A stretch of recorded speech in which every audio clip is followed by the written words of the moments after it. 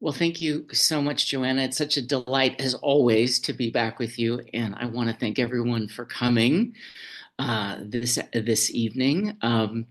As Joanna said, this is a kind of a preview for a course that I've taught once before for Morbid Anatomy and just had so much fun teaching. And so we're going to do it again, starting on May 4th, I believe. Uh, but tonight, what we're going to be doing is we're going to be focusing on sort of one aspect of fairy lore. And it is, even though it's related to things that appear globally, this whole concept of the fairy godmother is something that's peculiar to sort of the Western European tradition. So tonight we're going to be focusing sort of on the last couple of centuries, and we're going to try to unpack not just the history of where this peculiar figure, the fairy godmother, originates, but also try to think through some of the larger issues, the historical issues, issues around gender, and issues around sort of social relationships. Because as we'll see, the fairy godmother and fairy godmother-like figures function in very, very particular ways. And so in the title of the talk, I'm highlighting three of those things, and that is the role of the guardian, the guide, and then the gift giver. So I thought it would be nice to start off the first part of the lecture by showing three images created by two of my favorite illustrators, the wonderful husband and wife team of Leo and Diane Dillon. So these are three images drawn from their sort of vast output of illustrations. The first one is from Herstories, which is a Virginia Hamilton's retelling of African American stories, showing a young girl being guided by an older magical figure. The middle image is for their cover of Madeline L'Engle's classic A Wrinkle in Time, with Mrs. Who, Mrs. Which, and Mrs. Whatsit. If memory serves, that's the name of the three fairy godmother-like figures in A Wrinkle in Time. And then the final image on the right-hand side is from a book that they created with Michael Patrick Hearn called The Porcelain Cat, showing an undine, one of these traditional water spirits from Western European mythology. But, in each of these images is reflected this idea of one of the three roles that we're going to be talking about this evening as it relates to the fairy godmother. So the guardian, the guide, and the gift giver. So without further ado, let's jump in. So I am not a great fan of text-heavy slides, but as a lecturer, sometimes it's helpful. And then I think also as an audience, sometimes it's helpful, particularly if you could put up, some of your main ideas with bullet points. So to start off with, I want to talk a little bit about the idea of Christian godparents in the Christian tradition, and then also fairy godmothers, and talk a little bit about how these things are related to each other. So both the figure of the Christian godparent and the fairy godmother represent a benevolent but a conditional form of guardianship. They operate outside biological parenthood, but with lasting moral or magical influence. They serve as threshold figures, so they're liminal, right? They appear at turning points in identity, status, or belief. And then finally, they embody a fusion of care, judgment, and transformation. So they differ in their symbolic frameworks, because also this character is coming from two different traditions that have been blended over time. The Christian Catholic tradition, and then an older tradition coming out of pagan and older folkloric elements. So the godparent within the Christian tradition works within a theological structure of salvation and then ecclesiastical order, right? They are present at a christening, infant baptism. And then the fairy godmother, or the donor figure, we'll talk a little bit more about what the donor figure is in a minute, belong to a folkloric or a literary logic of enchantment, fate, and poetic justice. And that's something that we're talking a little bit about as we go along here, is this idea of the fairy godmother as a figure of justice. So again, and I'm happy to provide this to you as a handout if you're interested. I find this really interesting in sort of creating a kind of a matrix for thinking about how fairy godmothers and then the Christian godparents sort of coincide and then also separate in their function and in their theme.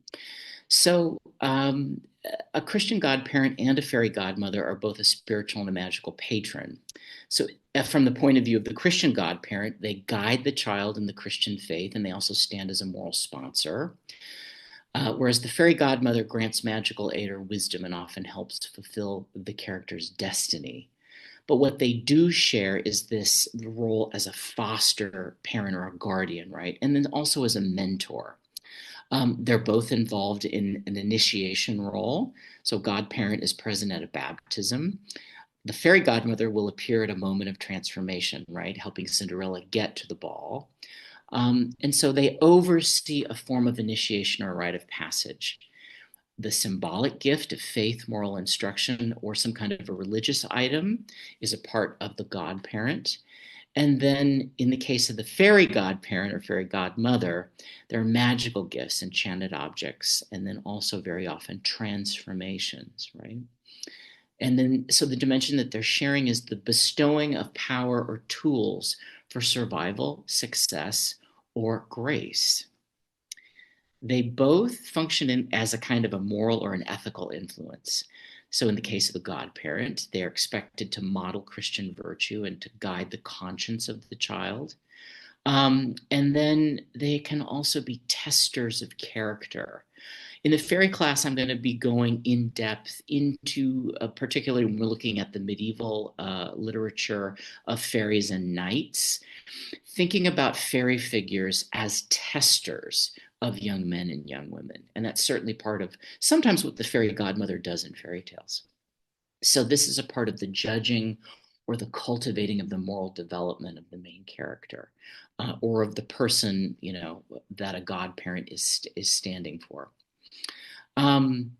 This is something that's interesting too.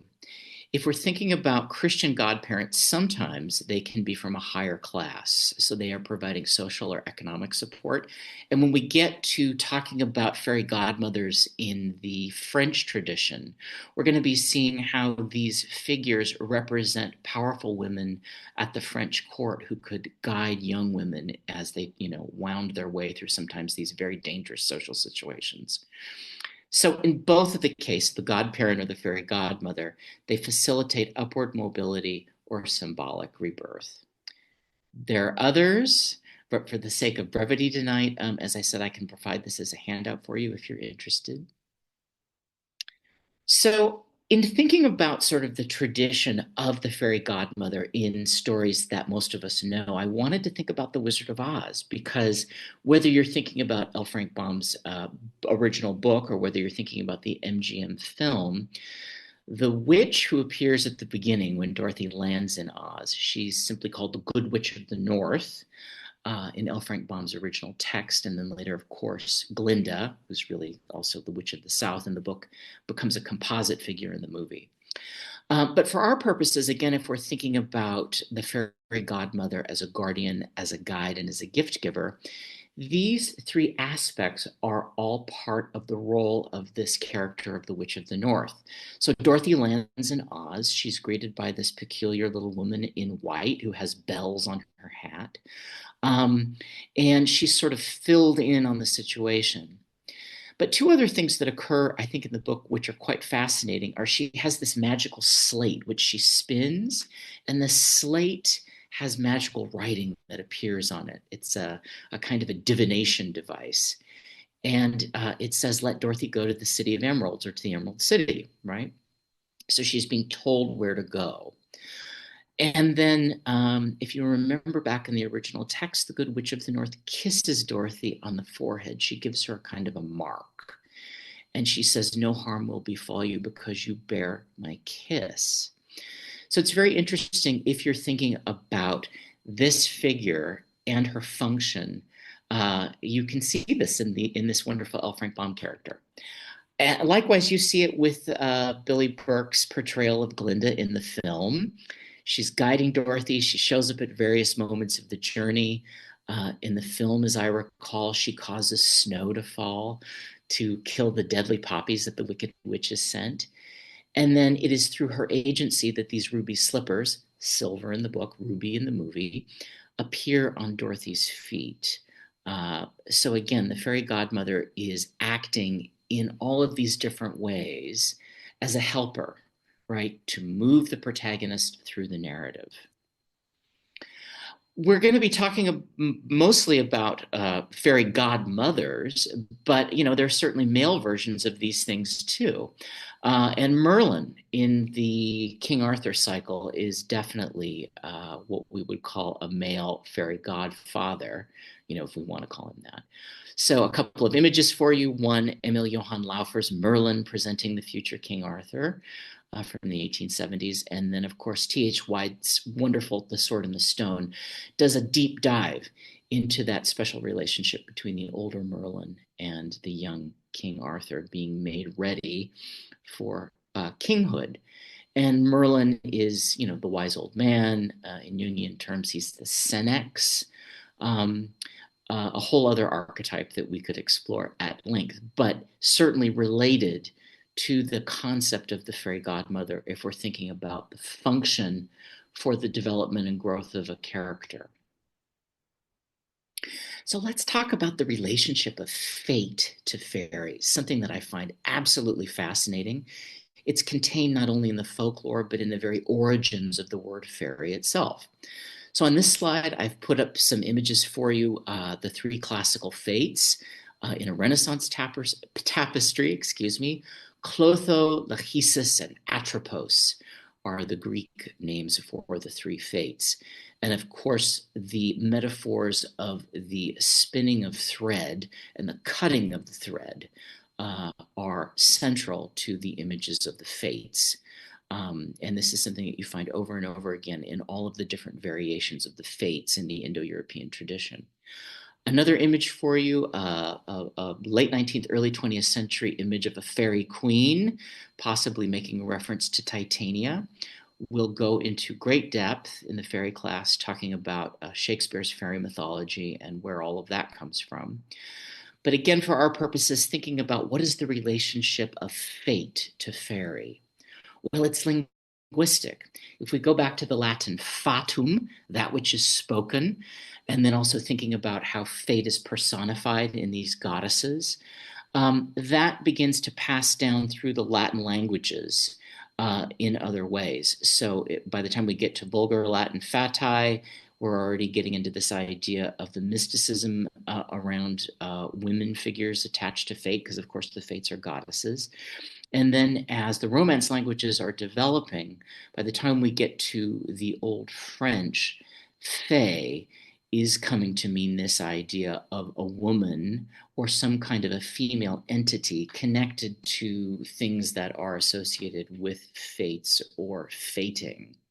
And then, of course, after the Norman conquest in 1066, French becomes the language of the English Norman court. And so fairy, the idea that these magical women enters into the English language. And then, of course, there's already, these indigenous entities, the she in the Irish tradition, brownies, things like that. And again, in the class, we'll talk more about sort of this collision of these two cultures, these sort of indigenous Celtic cultures, and then the sort of Latin tradition of fates. But anyway, all that is to say, by the time we get to the word fairy, all of this has come together in this idea of these small, mischievous, usually female figures that are winged.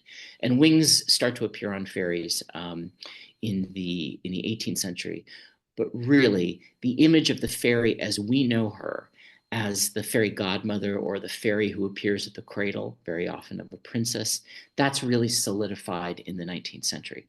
So an image for you here of by Henry Justice Ford from the story How the Fairies Came to See Augur the Dane, which I think is from an Andrew Lang collection, brings together all of this, right? So we have these beautiful women with wings who are acting as the harbingers and the bringer of fate the fate of a child, right? And in a lot of folklore in the European tradition, you will have stories, sometimes of parents overhearing mysterious figures standing at their children's bed or crib or cradle, announcing what will come for that child. Another aspect of the fairy godmother, which has very, very deep roots, is this idea of the one who watches over us, either from birth or throughout our life. So a few of these go back to this mysterious figure, the genius, which comes to us out of these older classical texts. Here's an image for you from a Roman wall painting showing a genius, which is similar to our idea of kind of the guardian angel, the spirit that comes with us into this life. And the genius is very often figured or imaged as a creature with wings, sometimes holding a plate, sometimes holding a cornucopia, or sometimes even being shown with a single flame, representing the flame of life. And I think for our purposes also, if we think about this idea of the angel who watches over us, the guardian angel, there's stories throughout, particularly the Apocrypha, of angels like the angel Raphael, who comes to guide Tobias. This is a Verrocchio painting of the Renaissance, showing Tobias and the angel walking arm in arm. And then also think about somebody like the Blue Fairy from Pinocchio, who in many ways acts as Pinocchio's moral guide, right? The cricket does the same thing as his conscience. These supernatural characters that accompany us from the moment of our birth throughout our lives are central to the mythology of the fairy godmother, but we find them throughout all of the mythologies of the world. And they take on different forms. And again, I'll be talking more about this in the fairy class, but the idea of the fairy godmother, this hybrid character coming from these different traditions, who is the one who guides us through our life, is also the product of the sentimentalizing of childhood in the 19th century. Because, you know, like everything, even the concept of childhood or even what it means to be a child is historically and culturally contextual. So again, this is a very, very big part of 19th century Victorian culture, right? The sentimentalizing of childhood, the idea of the innocence of childhood, and the idea that children are watched over and protected by fairies or angel-like beings. So two images for you, one showing a fairy godmother looking at a little baby in their cradle, and then a highly sentimentalized image from Babes in the Woods. The two children have fallen asleep, lost in the woods, and of course they're being watched over by woodland fairies. A very, very popular image in the Victorian period. But let's get back to the more pagan side of these things. And I want to be thinking about numbers because, of course, number symbolism is important in all world mythologies. But again, if we're thinking about the fairy godmother in relationship to well-known stories like Sleeping Beauty or Cinderella or, you know, various other popular Western fairy tales, sometimes the fairies do come in threes. And of course, as we've already said, the fates, the Parcae and the Morai, as they're known in the Latin or the Greek, are three in number. But there's all kinds of triple goddesses. There's all kinds of goddesses coming in threes in the classical tradition. The three fates, the three graces. And then if we're thinking about things that are coming to us out of the Celtic and the Gaulish and the sort of indigenous Western traditions, there's the Morrigan. And the Morrigan is one of these Irish goddesses who very often will show up as a triple. Also think about Hecate, right? Hecate, who's originally an Anatolian goddess and who then gets worked into the classical Greco tradition, is also threefold. And then, of course, much later, the Christians are going to create a threefold God as well. But again, the Morrigan can appear in various guises. And sometimes she appears in the guise of this threefold goddess, who very often is the one who watches over warriors in battle. And it's funny because in a lot of these native folk tales in Western Europe, these old women who are these supernatural helpers, will show up to help the protagonist, usually a young girl. And they are spinners. And there's a wonderful, very funny fairy tale called, it's known as the Three Ants or the Three Spinners, which draws on a lot of this older sort of iconography related to the three fates, right, or to spinning. Of course, you think about Sleeping Beauty, the spinning wheel and the spindle play the central role, right? If you don't know the Three Ants or the Three Spinners, I would encourage you to go look it up. It's quite funny. So 2 images for you from some early 20th century illustrations of the poor girl down on her luck. And of course, the three magical ants show up and solve her problems for her. But she has to make a pact with them. And she does fulfill her bargain. A lot of what we're going to be talking about in the fairy lore, not just of the fairy godmother, but of the human-fairy relationship, is of the making of a pact, which is representative not only of making an alliance with supernatural powers, but I think it's also an instructive form. So it's teaching us or illustrating for us the importance of keeping our word.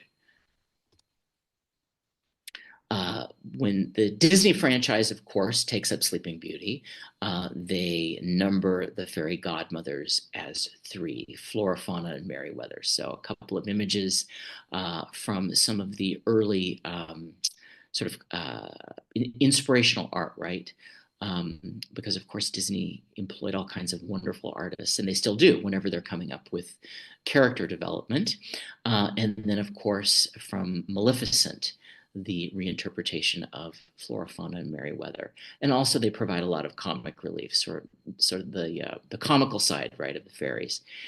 And that's another thing that we'll be discussing in the fairy class too, is how do these fierce, dark, often deadly powers become sentimentalized and tamed over the last 150 years, particularly when they start to enter pop culture, because fairies didn't used to look like this. So that's 3. Let's talk about 7. And by the time Charles Perrault, we'll talk about Perrault in a minute, writes down these stories and popularizes them, the fairies number 7. And Petipa and Tchaikovsky, when they're creating their ballet, very popular ballet of Sleeping Beauty, the fairies are numbered at 7. And so 7 also has a lot of spiritual, ramifications and meanings. Numbers take on all kinds of symbolic resonances. And there's no one set thing, right? I mean, that's the beauty of symbols, is they can relate to a variety of things and be reinterpreted. But I think for our purposes, it's very interesting to be thinking about why would the fairies number 7 here? Well, I think it might have something to do with color, might have something to do with the days of the week. Who knows? These are some ideas. And also, I was thinking, I was trying to think about goddesses that number 7, right? I think the Muses are 9, but the Pleiades are 7. So a beautiful image for you by one of my favorite American symbolist painters, Elihu Vedder. This is his gorgeous painting of the Pleiades from 1885. And already, of course, we're in the late Romantic period, the symbolist period. So a lot of what we're talking about is in full swing here. But I just think this is absolutely gorgeous. So you're getting his sort of personification of the Pleiades, those star goddesses, and they're, sort of swinging their stars on the ends of these strands. So also the idea to sort of tying them to the idea of the fates and to threads. But also in thinking about this idea of 7 and its relationship to the spectrum, because when we get to the Tchaikovsky ballet, very often the fairies are connected to colors, right? The good fairy is known as the lilac fairy. So there might be some connection also to this idea of the spectrum. So I wanted to put up this sort of theosophical idea of the 7 rays, and the 7 rays being attached to the 7 classical planets, 7 colors, on and on and on we go. And then, of course, by the time we get to Thorn Rose and the Grimm's retelling, and I'm sure many of you know this from your own, if you love the story of Sleeping Beauty, I'm sure if you've read different versions of it, the fairies are often numbered at 12, right? And the The bad fairy, or the fairy who brings about the curse, she's not necessarily bad. She's just old and cranky, and she's been left out, right? She's very often thought of as being the 13th fairy. And if we're thinking about the relationship of 13 to negativity in the Christian tradition, of course, there's 13 at the Last Supper, right? So the number 12, which is also called the dodecad, also often implies a 13th. And the 13th, of course, is an uncanny number. So an image for you here from Errol Lacane's beautiful illustration for the Grimm's retelling of Sleeping Beauty, Thorn Rose. And then I put up some examples of how 12 repeats through a lot of the esoteric traditions of the West. 12 tribes of Israel, the 12 apostles of Christ, the 12 labors of Hercules. And then, of course, we get over to the Buddhist tradition, and there's 12 here and 12 there. You can go on and on with this, but I think it's a lot of fun to be thinking about, well, how are these fairy godmothers related to these numbers? So I wanted to put these out as kind of sort of fun little desserts on our smorgasbord here. So that's the number symbolism. Let's talk about this idea of the fairy godmother, or just let's talk about fairies and their relationship to blessing and bestowing. Because again, we're going to be talking more about the Christian relationship of godparent to godchild. But this idea of when a child is born, in the sort of fairy tale literature, there is this coming of the fairies. And so these are two beautiful images by an English painter that I really love, Estella Canziani. In my classes, I like to try to find painters who have kind of been neglected or forgotten. So Estella Canziani is one of these. And she painted a lot of fairy images, really wonderful, wonderful things. So this is her fairies blessing the newborn child. So a knight is bringing an infant to the edge of a pond, and these fairy powers are coming forth to give the kid a blessing. And then a wonderful painting that she's done of a little girl leaning out her window looking at a fairy who's sitting in kind of this, on this railing in this sort of industrial space, right? One of the things that we'll be discussing at length when we get to the fairy in the 19th century in my fairy class is how the whole process of industrialization in the 19th century created an enormous sense of yearning, because so much of the story of fairy powers in the West is related to the sense of loss. And it's highly romanticized, but it's related to something true, right? As people leave the land, as they're forced to go work into factories, as they're forced to leave very often their way of life out on in the countryside, which certainly wasn't always idyllic and was very, very difficult. Powers of nature that they had been attached to and in relationship with for centuries, if not millennia, they're severed from that, right? So there's an entire sort of literature and sort of visual culture that is developed to think about what has been lost. And I think a lot of that also is manifested in the yearning that we all feel, right? And the love that we feel for fairies or for fairy godmothers. So let's leave that aside. Let's go back in time and let's talk a little bit about the whole, what is this baptism in Western Christendom? Because of course, before there's anything called Europe, there's something called Christendom. And Christendom is the idea from the time of the Christianizing of the Roman Empire all the way through the Middle Ages, before the beginning of nationalism. It's the idea that there is a collective sort of identity in the West that has to do with, following the Christian religion. And of course, Christians are constantly at war with one another, and that starts from almost the very beginning, over the meaning of the nature of Jesus and what the whole story of Christianity is or should be. But again, for our purposes, one of the oldest things in Christianity is this rite of baptism. The idea of, if you are a Christian who is accepting the redemptive work of Jesus as Messiah, there is a ritual that you go through in which water is either poured over you or you are immersed in it. And it goes back to something very, very old in Judaism. and that is the idea of the ritual bath. And you find this all over the world. You find this in many of the world's religions, and you find it in many of the sort of folkloric traditions where water is used as a symbol, not only of rebirth, but of washing away negativity or of washing away the old. So, an image for you here, a beautiful image by Piero della Francesca from the Renaissance, showing John the Baptist baptizing Jesus in the Jordan River.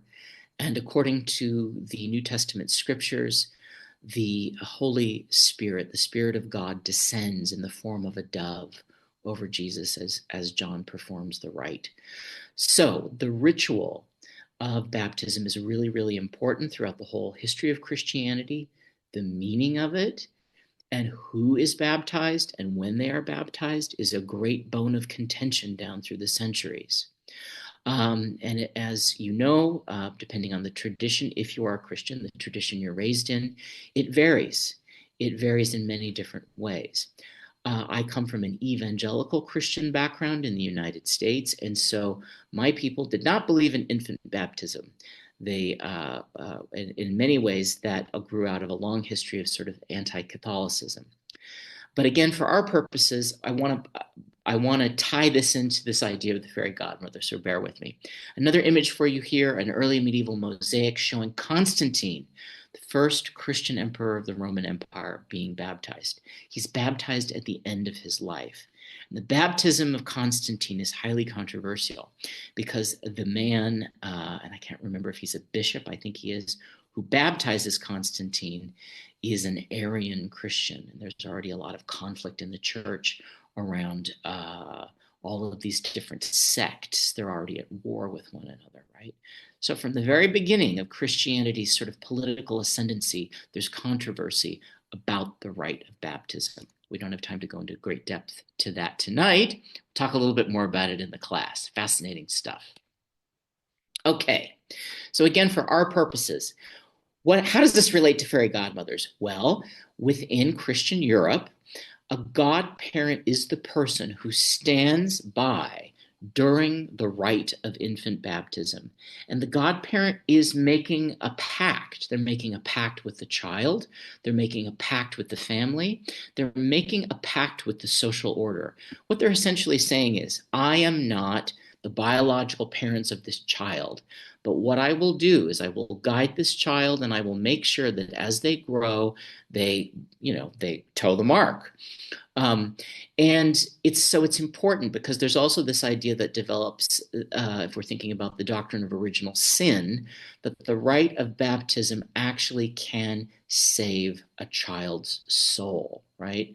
Many Protestant sects reject this idea, but it's central to the sort of Christian tradition for, like 1,000 years or more.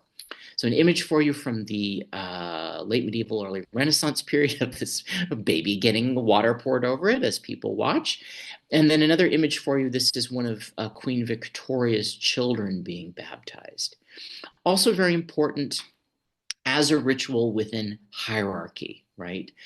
Because particularly if we're thinking about who's standing guard over your child as the godparent, you want it to be a powerful person. You want it to be a connected person.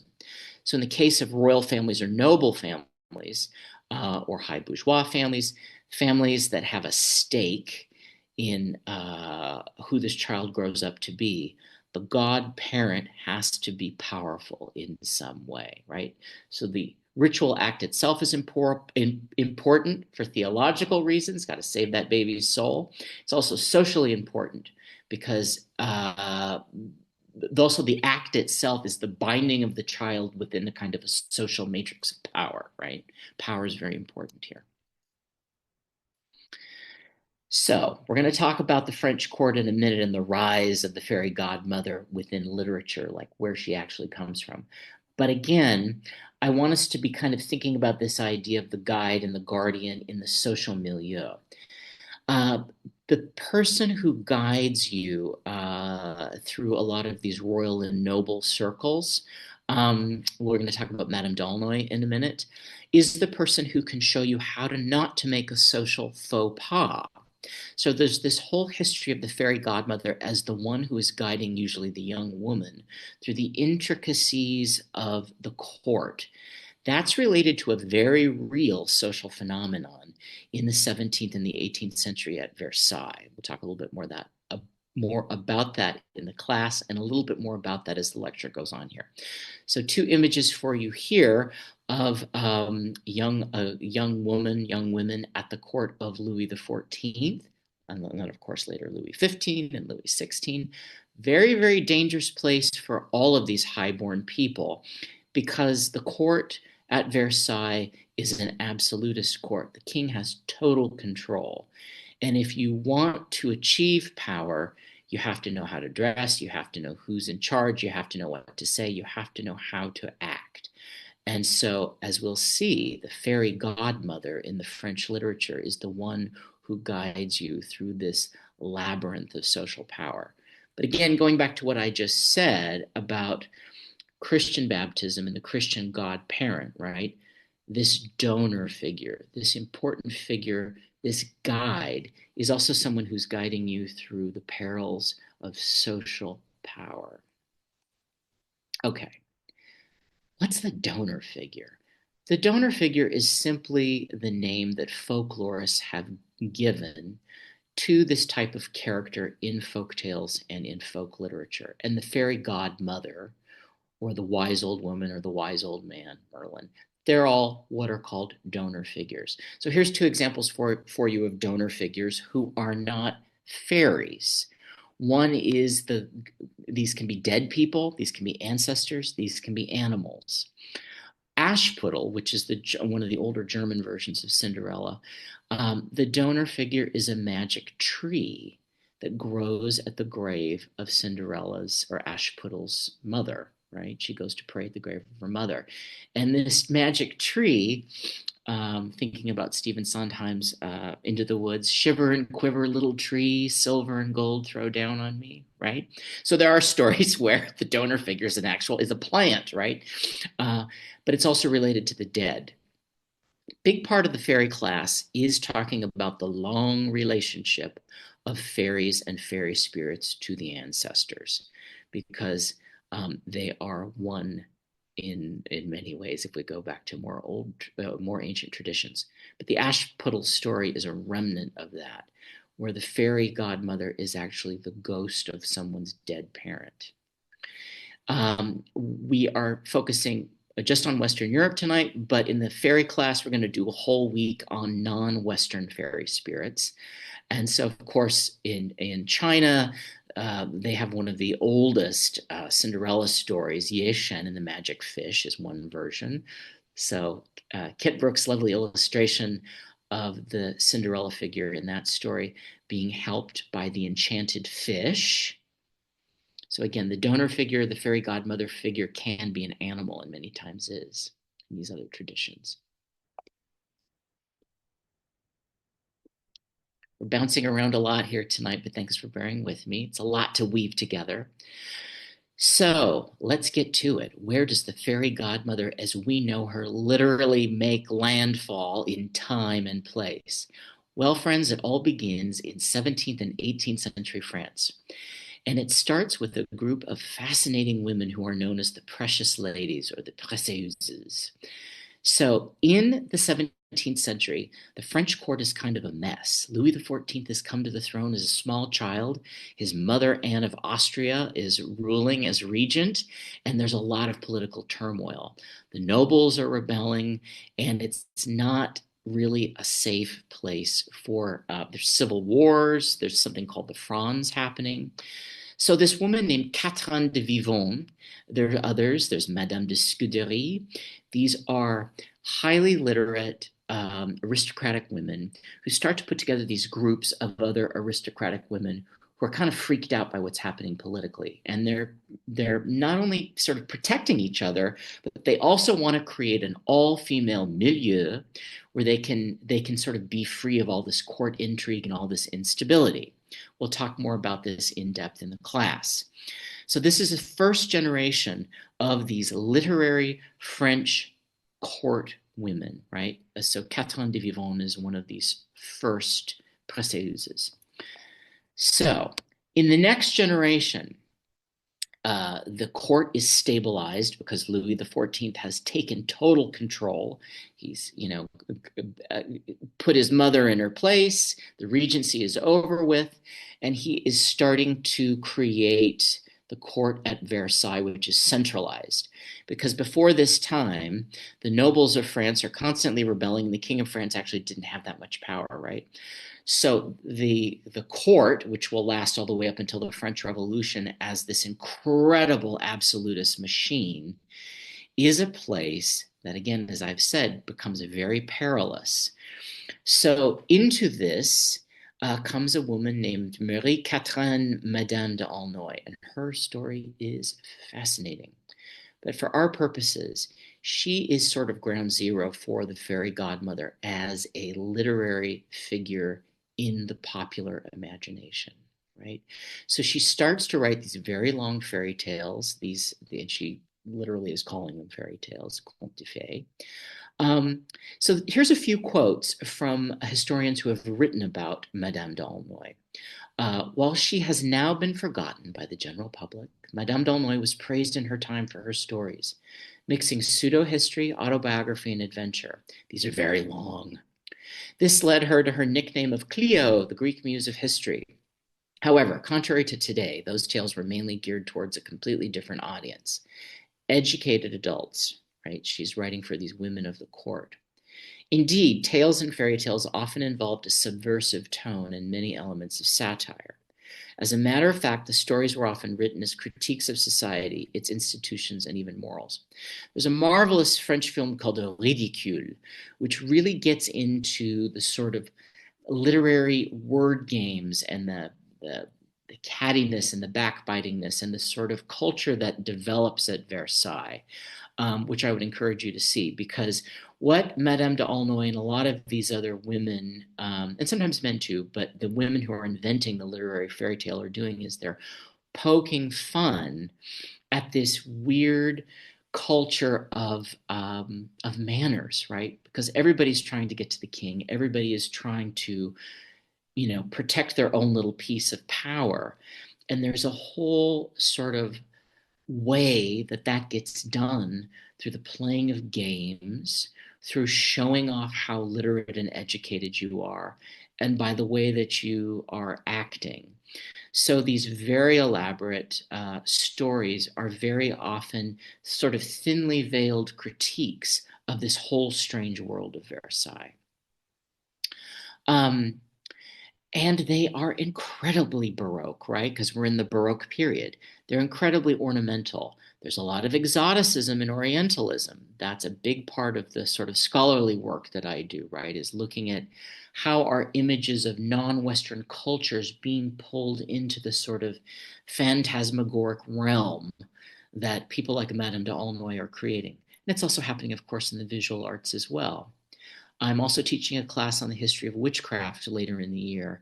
And so exoticism, Orientalism, and colonialism, the otherness and the strangeness of the fairy tales of the West are directly related to the colonial projects of the 18th and the 19th century. A huge topic. We'll talk more about that in the classes. Again, back to Madame d'Aulnoy and the literary fairy tale. So a lot of Baroqueness, a lot of ornamentation. What Madame d'Aulnoy is also doing, besides creating these very elaborate phantasmagorical stories, is she's creating empowered heroines. Madame d'Aulnoy herself has a really powerful story, and so she's celebrating female characters that are living by their wits. But they're doing something else too. They're being helped out by these fairy godmother characters, right? So an image for you on the right-hand side of The White Cat, one of her strangest and most famous fairy tales. Had to put that up for you because it's just one of her best stories. You may know it. Another quote from a scholar of fairy tales, Alexandre Caira. Herself the victim of an unhappy arranged marriage in 17th century France, Madame d'Aulnoy was highly critical of forced marriages. Important. Think about Cinderella. Think about falling in love, getting to the one that you really want, right? So much so that her tales seriously commented on love, courtship, and marriage. D'Aulnoy's buoyant tales tell their author's search for magic in her own life, marked by scandal and rebellion against the marriage mores of her time from a very early age on. She is fairy godmother to her heroines. I think that's lovely. Granting them happiness after sore trials and tribulations, and to herself by refusing to be a passive object, submitted to another's will and reclaiming instead the agency of changing her life. So think about how it is the fairy godmother and not the fairy godfather that has captured the imagination in Western fairy tales. This comes out of not only the story of Madame d'Aulnoy's own life, but out of what she has created, right? And so two images for you here from the 19th century, which are showing Madame d'Aulnoy herself as fairy godmother, right? Pulling on also this kind of Mother Goose figure, which we'll talk a little bit about in a minute. Mother Goose is a much older character going back to sort of indigenous pagan European traditions. But again, the kindly, powerful, magical matriarch.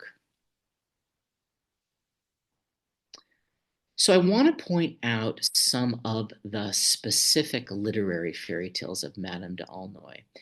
And I want to also bring up the fact that fairy godmothers, or these sort of matriarchal fairy characters in these stories, they're not always nice. They are powerful and they can be helpful, but they can also sometimes be a little scary, particularly if the heroine or hero doesn't keep their word. So there's often a warning that's also being given here too, which is just because someone more powerful than you is helping you and giving you a gift, don't totally surrender your power, right? I want to talk a little bit about the ambiguity of the fairy godmother, because I think that's a very sort of fertile and creative place to sit as readers, as writers, as creators, and as artists. As members of the Morbid Anatomy family and community, right? We're creative people. So I think Madame d'Aulnoy's stories can actually be a really wonderful place for us to kind of draw inspiration. Okay, so one of her stories is The Bluebird. And so this is a story of two fairies and an enchanter who actually end up doing battle with one another as they help this princess regain her prince. And so it's an interesting story where these fairy godmother figures actually kind of go at it over who's going to be, the sort of they have their own agenda, let's put it that way. And I was reminded of that scene in Disney's Sleeping Beauty, where two of the fairy godmothers, remember, get into a battle over what color Princess Aurora's dress should be. It should be pink. No, it should be blue. It should be pink. It should be blue.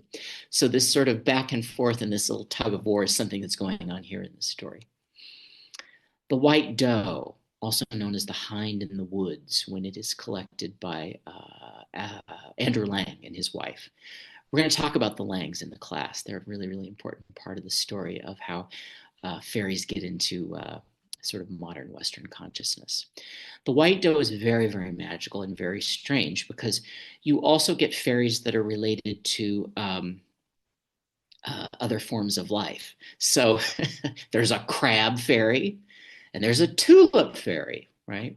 So Madame d'Aulnoy and a lot of these other writers at the French court also have access sometimes to these stories that are coming out of Asia, right?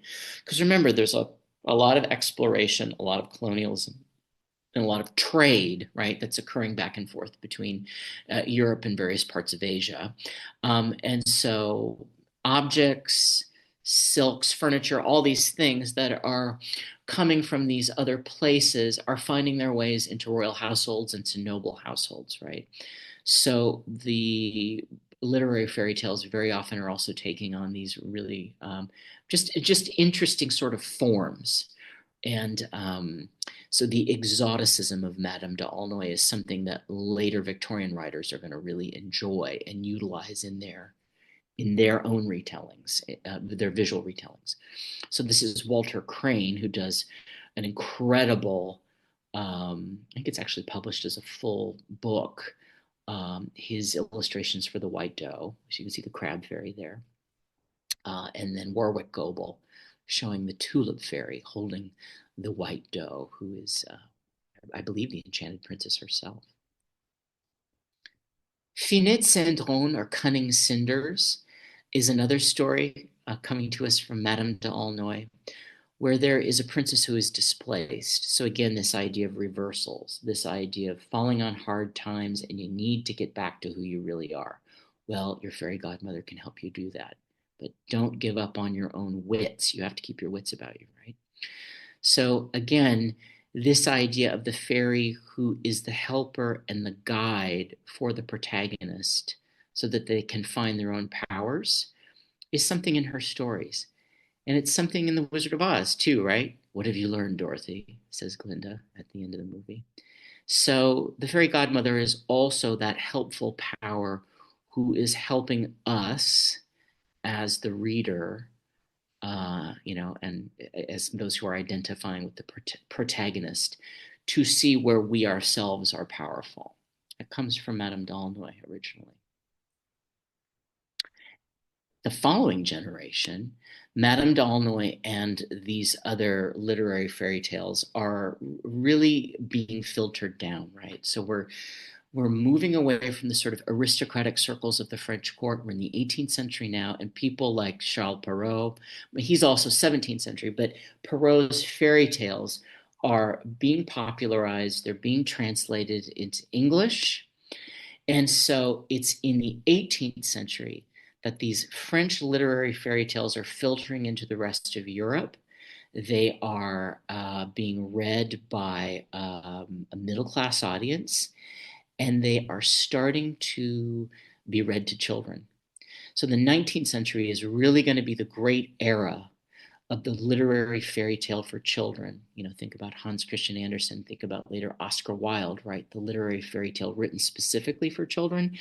But Perrault is sort of this transitional figure, right? So that's the other story that I want to impart to you this evening, is that in the West, there is a genealogy of fairy godmothers and fairy tales that passes from the realm of adults into the realm of children. And Charles Perrault is a part of that story. Mother Goose, his fairy tales are translated as stories from Mother Goose at this time. So a picture of Charles here, and a picture of the first English edition, which is very early, 1729. And a lot of the main stories that we know today, Puss in Boots, Sleeping Beauty, Cinderella, I think Tom Thumb, Hop on My Thumb, they're a part of this collection of stories. And so, of course, if we're thinking about the fairy godmother, the most important is Cinderella, Cinderella's fairy godmother, right? So Cinderella takes the world by storm in the late 18th and the early 19th century. Here's Gustave Doré's beautiful and very well-known, one of his engravings for Cinderella. And I think it's absolutely lovely how the image of the grandmother, the image of the old woman, the crone figure, right, becomes really, really important in the images of the fairy godmother of Cinderella. So I think it's important also if we start to think about how the fairy godmother is imaged, how the way that she is imaged, how that harkens back to these other goddesses and archetypes of old. The crone, or is she something more elemental? We'll talk about things like the Snow Queen in a minute. Or is she this sort of fabulous grande dame fairy princess? And you can see that here in this beautiful poster for Jules Massenet's operetta of Cinderella, Cendrillon. So Cinderella becomes a popular stage work, of course, too, in the 19th century, in both ballet and opera and panto, all of that, right? So the fairy godmother can take on a lot of different forms. Case in point, sometimes she's small and elfin. Sometimes she's angelic, literally looking like an angel here. I think this is another Walter Crane illustration. Or she's Granny, right? With the tall hat, Mother Goose. We'll talk a lot about the crone figure, the witch figure, and how witches and fairies intersect and come apart in various times and places. We'll do that in class for sure. I mentioned this a little bit earlier. This is certainly something that you see in the fairy tales of Madame d'Aulnoy, but also you find it in a lot of folk tales, right? These powerful, helpful female figures are also often stand-ins for the goddess of justice herself. One of these wonderful late 19th century images of the fairy godmother, sort of in Grecian garb, looking very much like one of these goddesses. Look how stern she looks as she appears to Cinderella. At least I think she looks somewhat stern, right? The image that I have for you on the right is an illustration. I cannot remember the name of the illustrator. It'll come to me in a minute. But it's from one of the Andrew Lang fairy tale books. And it's a very peculiar story. It's one of my favorite fairy tales. It's called The Tale of the Tauntlewold. It's also known as The Haunted Forest. It's a story about a girl who goes into the woods fleeing her cruel stepmother, and she's adopted by this enchantress and her beautiful daughter, who's about the same age as the protagonist. And so there's a very magical, bizarre scene at the end of the story where they create a replica of the little girl. Her name is Kisaiki. And they put a serpent into the replica and send that back in her place. And when her stepmother beats it too hard, the replica breaks because it's made of clay. And the serpent leaps out of the replica and it kills the wicked stepmother. Quite magical, quite strange. But in the fairy realm, in the woods, where Kisaiki goes to live, the foster mother and her daughter don't age. They're ageless. But justice is meted out. Think about, if you know the fairy tale Toads and Diamonds, right? Where the good girl who's kind to the fairies, when she opens her mouth, roses, precious stones come forth. And her bad sister, who does the fairies a bad turn, out of her mouth come snakes and toads and other creepy crawlies, right? So fairies are often the arbiters of justice, or they mete out just desserts to people, right? So I want to point that out too. The fairy godmother figure is also, I think, a stand-in for justice. Okay, so let's talk about some material culture here. This is kind of bouncing back to the French court. These are images from the Coach Museum in Lisbon, in Portugal. Louis XIV's first cousin married the King of Portugal. Actually, he went crazy and she ended up marrying his brother. So she married two kings of Portugal. And this is, I believe, the coach that Louis XIV gave to her as a wedding present, if memory serves. I might be wrong. But what's interesting, I had the privilege of visiting the Coach Museum in Lisbon last year. Fairies, little fairies appear on these coaches. So this is the time of the Préceuses, the time of Madame d'Aulnoy. And we'll talk at length in my fairy class about how fairies get butterfly wings. It's tied to Psyche. It's tied to the story of Cupid and Psyche. Psyche, in the Greek tradition and in the Roman tradition, is a personification of the soul. And the soul, you see this in some of the mosaics and the visual art of the time in ancient Greece and then later in classical Rome. She's often shown as a beautiful girl with the wings of a butterfly or a moth. So these little Psyche figures are pulled into the French classical tradition, and they start to appear. They appear on these coaches. And doesn't it just look like the golden coach that Cinderella's fairy godmother would have created for her? The ridiculousness and the gloriousness of these sort of Baroque carriages is just too much. Had to share these with you.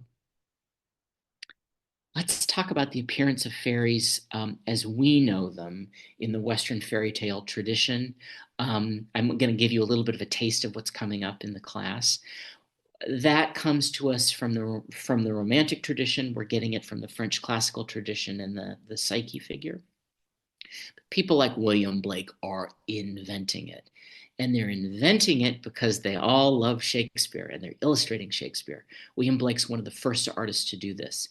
An image by the great William Blake of Oberon, Titania, and Puck with fairies dancing. This is from 1786. And again, remember, Blake is a part of that moment, right? He talks about the satanic mills. He creates a whole mythology, right? The book of Urizen, all these things, which are about how the Industrial Revolution and industrialization is killing England and killing the fairies, right?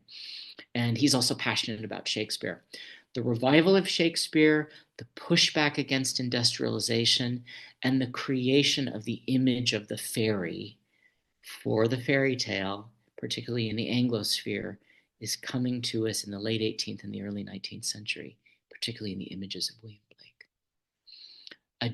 Actually, a couple of generations later, that's been picked up by people like John Anster Fitzgerald. We're going to talk a lot about the fairy painters in the fairy class. But as you can see, the fairies that start to appear in the 19th century, you know, they're drawing on Madame d'Aulnoy, but they're drawing on their own native traditions, and they're romanticizing them.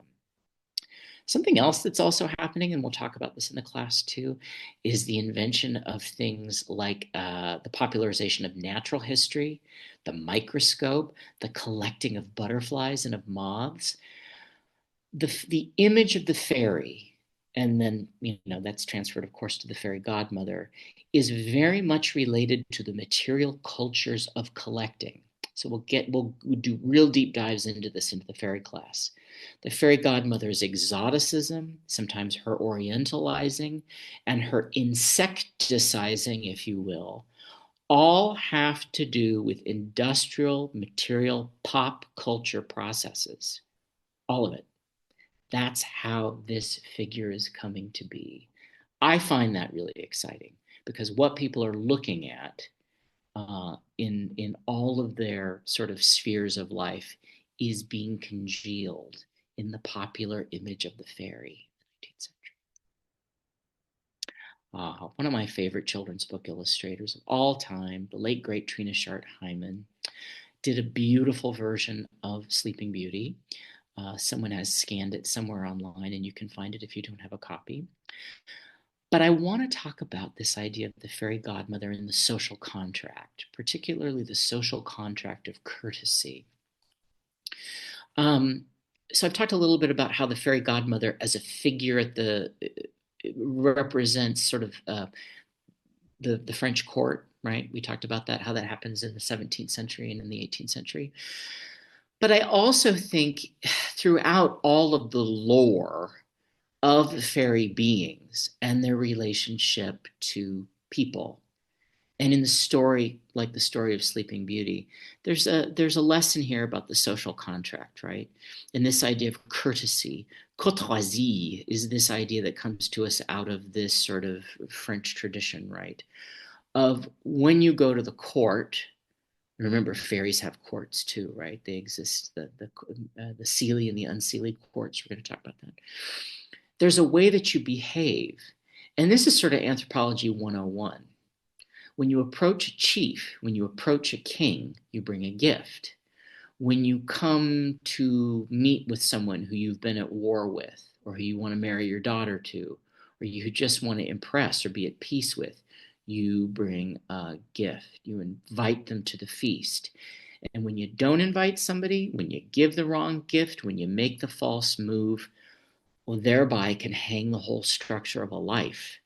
So there are older ways of being, way before capitalism, where the social contract had to do with courtesy. And that's at the center of the story of Sleeping Beauty. So again, for our purposes, Trina Shart-Hyman has illustrated this exquisitely. You can see the fairy women here, all sitting at their own table, going to present their gifts to the princess. Someone has been forgotten, haven't they? So she's called Carabosse in the Tchaikovsky ballet. She's not named in the Grimm version or in the Charles Perrault version, but she is very often thought of as the oldest of the fairies. She's a very dark elemental power. And she's not wicked or bad, but she's dark. She comes from other. And the other fairies respect her. And that's something that's really important. They haven't heard from her in a long time. They've lost her address. They've heard tell she took off for distant lands. There's all these wonderful, sort of elaborate ways of discussing her otherness in different versions of Sleeping Beauty. And so when the youngest of the fairies, because remember, of course, this older fairy has been left out, and she curses the baby. She says, well, you know what? She's going to prick her finger on a spindle when she turns 15, sometimes 16. The age is irrelevant. When she becomes a woman, in the old sense, and she's going to die. And the youngest of the fairies says, I can't undo it because you showed discourtesy to a fairy, but I can soften it and I can change it, right? So there's a negotiating process. And I just love this image in Trina Sharp-Hyman's retelling, in her version of it. It's almost like a ball of light is appearing between the youngest of the fairies and the king, right? You can see the queen here in agony. I think that's another reason that Sleeping Beauty is so powerful, because I think there's something really, really deep. It's a very simple story, but there's something primordial and deep and very human that's being worked out. And that's being worked out, I think, in the family dynamic, right? In our families as well, too. The harm that's brought about, the undoing of harm. How does harm stay with us? How do we undo the curse? How do we mitigate the curse, right? These are very deep things that I think these stories about the relationships of these older powers and human beings are trying to help us figure, right? Whether we're doing it through story or image. Speaking of images, two wonderful images for you from the ballet version of Sleeping Beauty by the late Leon Bax, the late great Leon Bax, who was one of the great, great, great visual artists for the Ballet Russe, who created all these incredible costumes and sets for them, particularly the fairy tale versions of things. His lilac fairy, his evil fairy, Carabosse. And again, she's taken on an evilness, right? We tend to think of her as being evil, but she's not. She just represents darkness. In the ballet, though, she sure seems wicked. So an image for you showing the wonderful Carabosse and Lilac Fairy costumes that are still often used when the Petipa Tchaikovsky ballet is done. And again, I think there's something also interesting about this idea of oldness and ancientness, right? In the fairy class, we're going to talk also about the idea of beauty, the idea of youth, the idea of age, and how the life cycle of women, the life cycle of human beings is often metaphorized in terms of evil and goodness, right? Evilness and goodness. Mercer Mayer, the great children's American book illustrator, also did a wonderful retelling of Sleeping Beauty. And here he doesn't show the dark fairy, the bad fairy, the wicked fairy as being old, but he's portrayed her with spider's webs. I'm teaching a very fun class on the femme fatale, and we talked a lot about animal symbolism and its relationship to femme fatales and what the spider represents. So thinking back to the idea of fate, thinking back to the idea of weaving. I think it's very powerful to use the image of the spider here in relationship to one of the fairies, the scary fairy, as we could call her. And Mayer has done such a beautiful version of this, I think.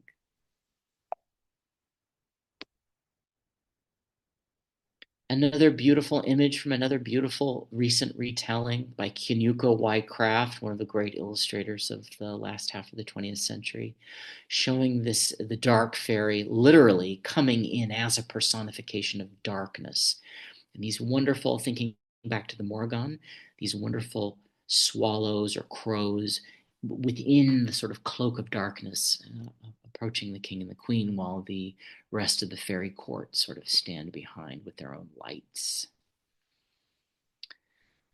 Two quotes for you that I wanted to put up. This might seem a little bit out of left field, but I want to draw it in here because it's something that we're going to talk about in the full fairy class, but it's also relevant to what we're talking about in relationship to fairies and fairy powers. Maimonides, the great Jewish sage of the Middle Ages, has this to say. He's talking about angels. Angels are forces. They're not people, through which God acts in the world They're not individuals, but intelligences or energies. Maimonides had this idea that God created angels as the forces which moved the whole cosmos, right? And then Robert Kirk, who's the first modern anthropologist of fairies, we'll talk at great length about him. He was a Scot. He wrote a wonderful book called The Secret Commonwealth. He said, fairies are intelligent, fluidous spirits. And he didn't see them as either holy material, and certainly they weren't divine. They're of a middle nature between man and angel. So if we're thinking about fairies and fairy godmothers, they can also be thought of, and also think about the relationship to like guardian angels. They are forces that act as intermediaries, right, between very, very high powers and us. And I think that's also visualized in a lot of these incredible illustrations that we're looking at here in the retellings of Sleeping Beauty. So let's talk about fairy godmothers and ambivalence. If you don't know the wonderful film from 1971, Donkey Skin, French film, please go look it up immediately. It's great fun. Catherine Deneuve plays the title character, the princess who goes into hiding as Donkey Skin, and the wonderful Delphine Seyrig plays her very sassy fairy godmother called the Lilac Fairy. So drawing on that French tradition, right? And there's a lot of ambivalence here. And I think, again, if we're thinking about the fairy godmother as an archetype, as we know her, and as she is related to these older powers, she's tricky. She can be a little bit of a trickster too. So she's a helper, but she also sometimes has her own agenda. And that comes to delightful fruition in the film Donkey Skin. Another sort of ambivalent character I think that we can think about in relationship to fairy godmothers. Let's talk a little bit about Hans Christian Andersen's The Snow Queen, of course, one of the great literary fairy tales of the 19th century, which has been illustrated and imaged over and over and over and over again because it's filled with so many wonderful things. There's this weird character called the Summer Witch. And when Gerda is on her way to find Kay, she's brought into the home of the Summer Witch, and her hair is combed, and she's given these cherries. And the Summer Witch, like a lot of these other figures, is a personification of the warmth of summer herself, I think. And Gerda begins to forget, right? So there's also this wonderful thing that you find in a lot of different fairy tales and retellings, where these sort of loving, gentle fairy godmother presences, again, in thinking about them as being forces, they also are sort of doing these really wonderful things, right? And this whole idea of summer as the time when we can kind of forget ourselves and enjoy the luxuriousness of heat. That's all being represented here in the Summer Witch in the Snow Queen. A lot of these writers do such a wonderful job, I think, of creating these mysterious personifications of natural phenomena. And certainly that's true for Andersen. And so if the Summer Witch is the gentle, let's take a nap and fall asleep element of summertime, the Snow Queen is very, very dark and dangerous and frightening and wonderful too, right? But she kidnaps Kai and she takes him to her palace. So a lovely illustration by Eleanor Ringo. Our friend Errol Lacane also did a beautiful version of the Snow Queen. It's been illustrated by so many great people. And then, of course, Shelley Duvall's fairy tale theater, which so many of us love. Hello, I'm Shelley Duvall. One of my favorite episodes is The Snow Queen with the lovely Lee Remick, really portraying the Snow Queen in this very sort of archetypal goddess way as a force of nature who is not to be toyed with. And who, again, is setting up a situation of testing because Gerda, like these protagonists that we find in the fairy tales of Madame d'Aulnoy, is going through all these trials and tribulations to find her brother friend, and she's facing off against another powerful female archetype. So that's the other thing I think that's kind of interesting too in a lot of these stories. The female protagonist is being tested, helped, and has to face off.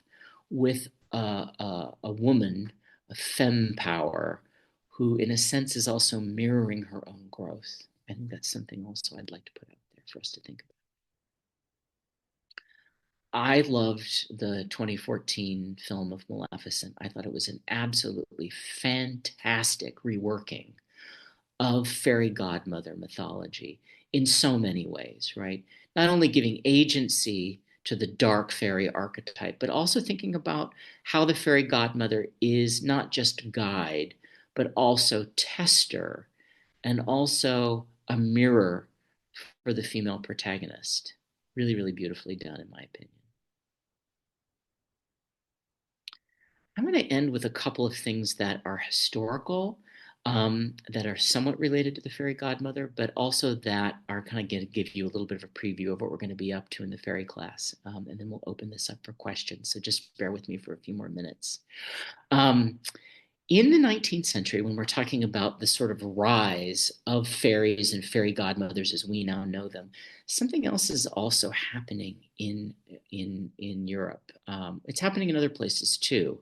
There's something in Catholic culture related to the Catholic revival, and that is the Marian apparitions. Marian apparitions start to appear all over Europe.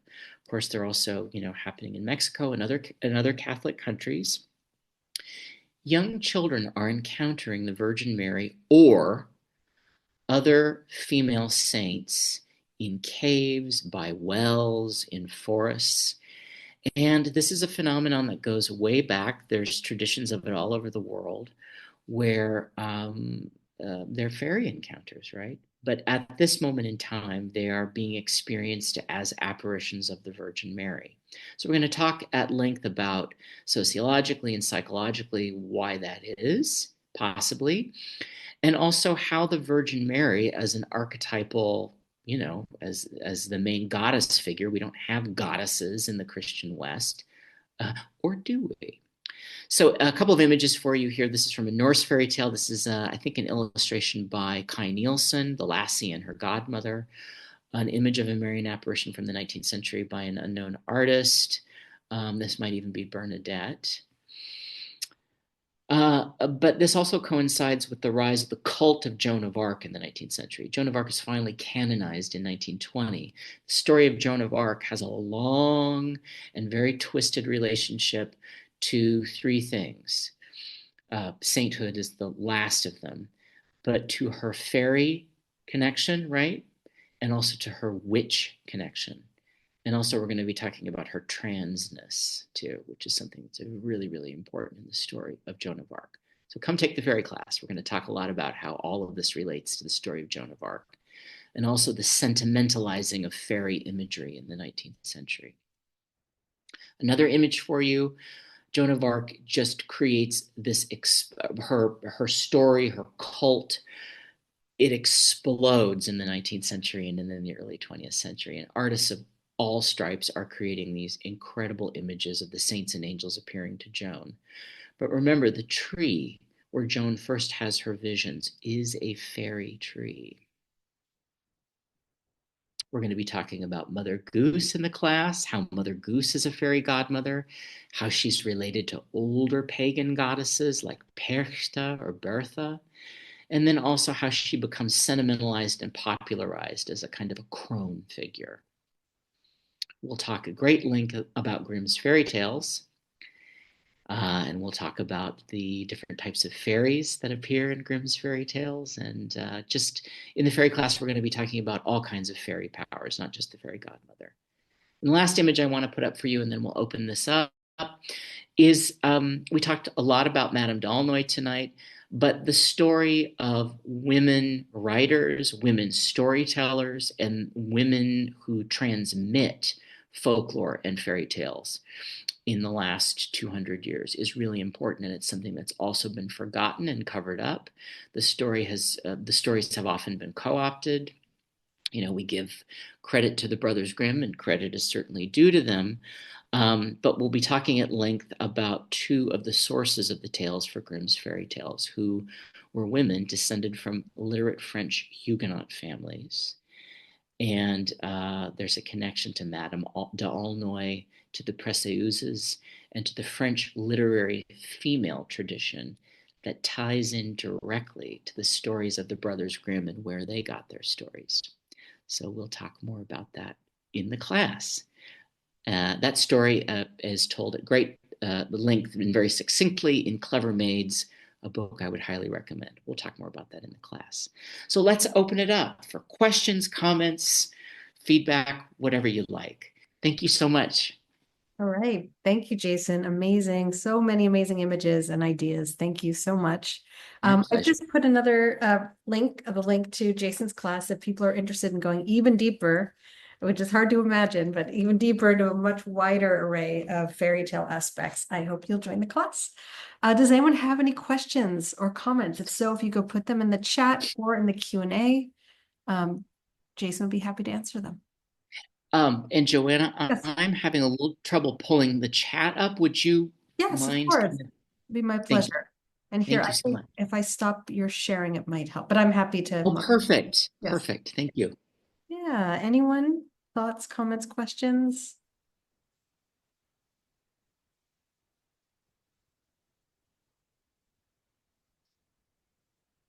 Well, we're waiting. I really love that you brought in apparitions of the Virgin Mary into this. That was an unexpected twist for me and super compelling and super interesting.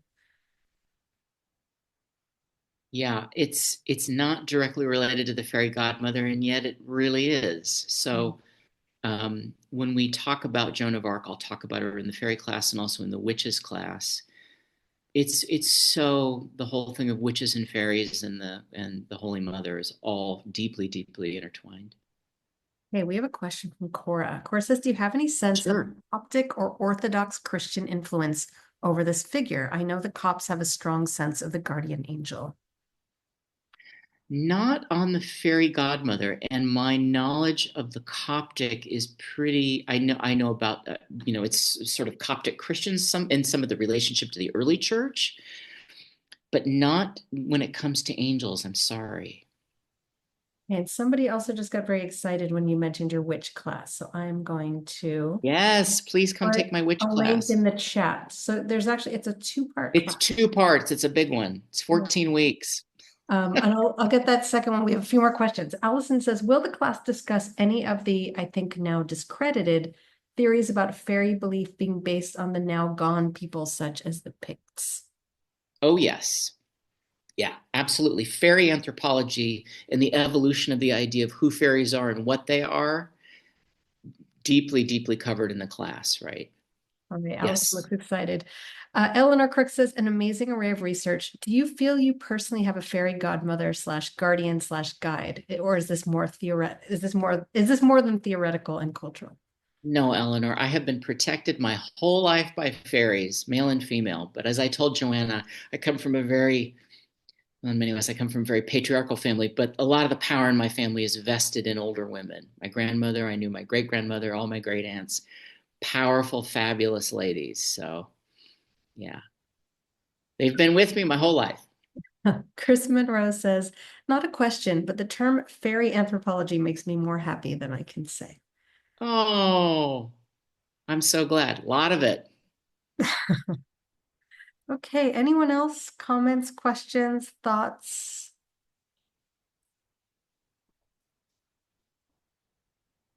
A lot of information, I know everybody. it is a lot of information, a lot of imagery, a lot of depth and lateral movement. It's like in all directions. It's so fascinating.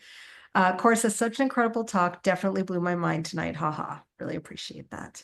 Oh, thank you so much, Cora. Well, I don't see any more questions. So I want to thank you all so much for coming out. There's a link, as you saw in the chat, to all 3 of Jason's upcoming classes, and hope to see you at one or more or a future Morbid Anatomy Monday night lecture. Thanks so much for coming out.